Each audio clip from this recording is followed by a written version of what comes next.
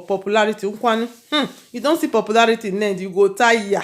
Popularity don't fool everywhere. Yes, so Nedwoko Tori don't fool every corner, every corner. Anything you can talk now. So if they don't mention Nedwoko, the matter never complete. Yes, another latest gist just to come now say Regina Daniel and her stepdaughter, when they call Julia, which is Nedwoko pikin, say they don't pull leg for one trouser. Say as we dey talk now, there is fire on the mountain, my people. I won't give una the latest gist. What it just dey for ground now when it just dey happen now. Hello, my wonderful kings and queens. You are welcome back again to my channel. Yes, so I'm back again with another video. My name is Lady G. In case today now your first time when you come across this my channel and you never subscribe, I beg make you not forget to subscribe and just click that notification bell so that anytime I upload my ogbonge gist now you go first dey grab am. Yes, my people, I say make I knack una this gist when just dey ground now. Recently you get this Nedwoko daughter one they call Julia.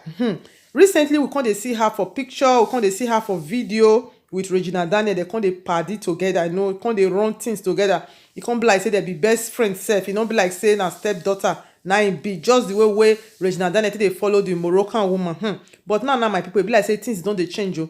It be like say all those things when they see all those why all of them are pretend. When I know say I do one video when never to take for now. I can't talk say this Julia when be Nedwoko daughter. Say she dropped one thing for her handle. She can't post and she can't talk say we are sad generation. But happy picture. I can't talk say that matter. It carry weight. It get what that thing mean. Now I confirm and say this one are waiting that thing mean before she drop that kind message. It gets meaning. When I know say this Julia, in mama na UK na ide na one of Nedwoko wives. And she be the daughter of the one of the Nedwoko wife. The woman they say na UK. Now she based. She not there for Nigeria. E never too tey when be say the woman can't celebrate her birthday. Many people can't wish her happy birthday. And this daughter, when they call Julia, I can't drop the message for her handle. She can't wish her happy birthday, say she be the best mom. Even the Moroccan woman, when they call Laila, she can't still wish her happy birthday. So the main person when be say everybody they expect, when everybody put their eye for a body, when it be Regina Daniel, when it make people know Ned and a family. Now everybody put eye for a body. She can't refuse to wish her happy birthday. She not agree. Now many people can't talk say, be like say something they happen though. Something is happening. So some people can't talk say, if Regina Daniel don't wish this woman happy birthday, maybe she get her reason. She don't wish her privately. You don't want to make anybody know. Some people can't agree with the matter like that. Some people not agree. The matter come be like say the thing don't die down. Me myself I can say maybe really he don't really wish her privately.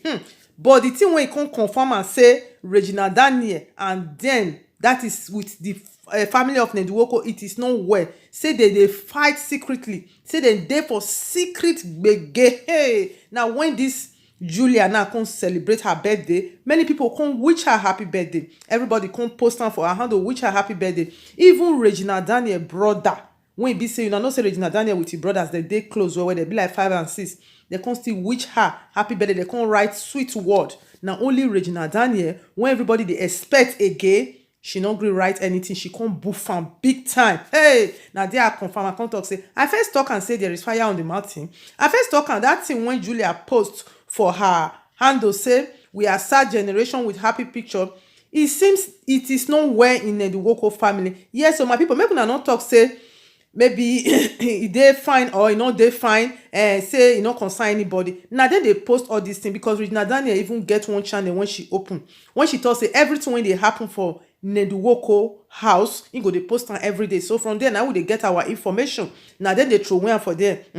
So my people, I just want to make una know say now then one may they talk and now they give una the information. Yes, so Regina Daniel not really wish this girl happy birthday. Now then many people come they talk say there is something wrong somewhere. And Regina Daniel still come out when never to tell. She can't talk say she not get friends. She dey lonely. She can't make some kind statement. And we know say she still dey want gbege when be say consign Chika Ike with the Nedwoko. So it can't be like say the thing can't be like say it can't too much for the Regina Daniel. We can't think say maybe na that one na him make her she dey feel lonely or she dey feel. You know, I don't know how I want to explain this something. But this one be say not congregate wish this girl happy birthday. I think say there is fire on the mountain. Because if you say make you look at many people they look Regina Daniel and say na person won't be like say get respect where and they bring her head down. No, my people, make una not think like that. If you never live with person for inside house, you know if you know who that person be. Person if he be like angel, if he get respect, they call you brother and sister for outside.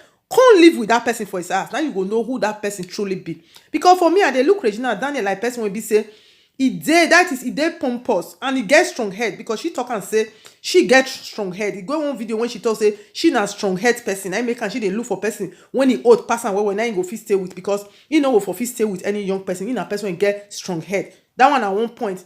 And another place when be say Regina Daniel can't push that he has help. He can't push and throw away for his side swimming pool. He can't take his lefty push and go one corner.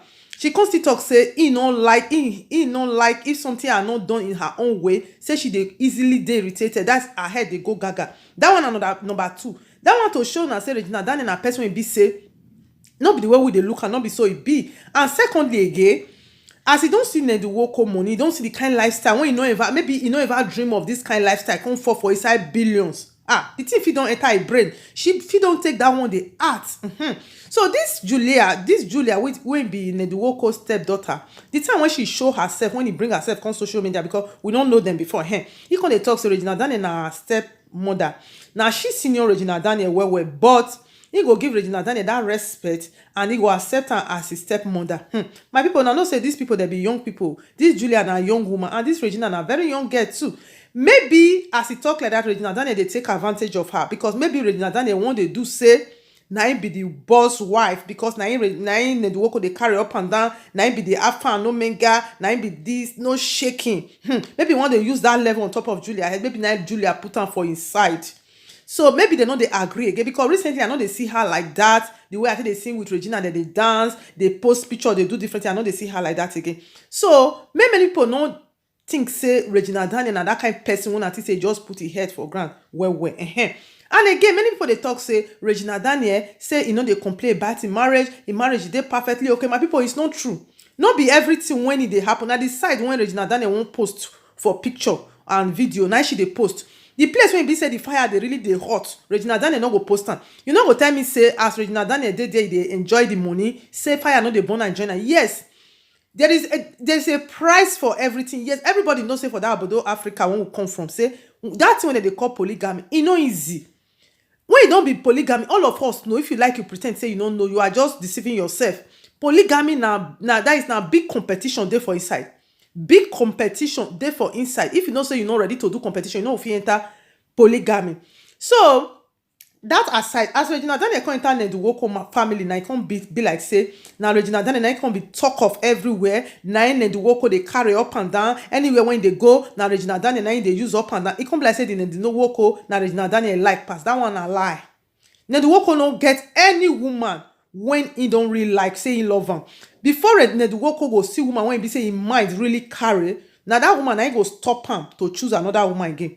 When he don't see that woman when he like, now then he go stop. He don't go find another wife again. Because if you now look at now that Nedi Nwoko Moroccan wife, then Nedi Nwoko they carry up and down before they do everything. All of a sudden now the girl come they follow them for back like has girl. Anywhere when they go now Nedi Nwoko and Regina. She now she did the back page. They know they show her like that again. She go only there they take her smile there with Regina Daniel. They don't think say he won't be like madam before all of a sudden I come be like say now back up. Now she they do. Now tell me say her mind is sweet just because she opens it. My people, I bet make una reason this matter.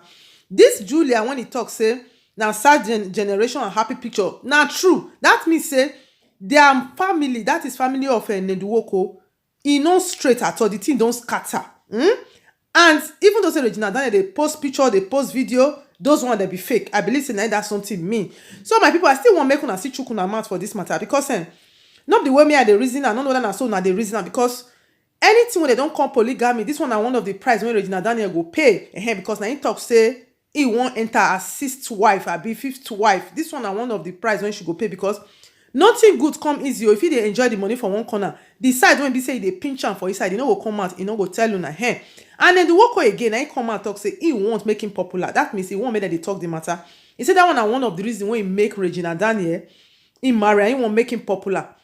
So now the popularity don't come now. Nedi Nwoko, you know, go tire at all because now he talks say he won't popular. And I believe say when Nedi Nwoko don't get this popularity when he wants, as he wants time, he go push Regina Daniel, go one side, he go collect another woman, enter house again. So this one will be say that they talk up and down everywhere, say Chika Ike won't collect Nedi Nwoko. Nedi Nwoko never ready.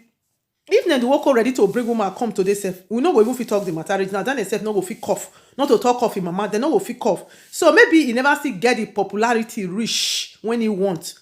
When he don't get am finish, Regina Daniel go one side. He go start to dey cover head like their people, because he saying na Muslim. He go start to cover his head, they dress well. Now see the way Regina Daniel dey dress, they wear pant, do everything. That one be like woman when he don't marry. And the man talk saying na Muslim. That one na the way wey Muslim people wife dey marry. Una don see that wife when they call Laila Moroccan wife. Una don see am say e dey wear all those kind short pants and all those things. They open body, they say na civilization. My people, I no understand though. So now the one way I understand for inside, now I tell una so. So I will still give una more detail if this matter still dey for ground. So may I hang my tori and my matter for here. I want make una drop una comment below at the comment section how una see the matter. Abeg, if today na your first time when you dey see my video and you like am and you never subscribe, abeg don't forget to subscribe as you dey watch this video finish. Now just click that notification bell so that anytime when I throw away my ogbonge gist, na you go first dey get am. Yes, my people, and for now when you don already subscribe, my returning subscribers, when you dey watch my video every time, God will bless you. Now I deeply appreciate you guys. I really appreciate now. God will really bless you now. So I will hang the matter for you. I hope to see you now for my next video when not to take from now. Have a blessed day. Bye bye.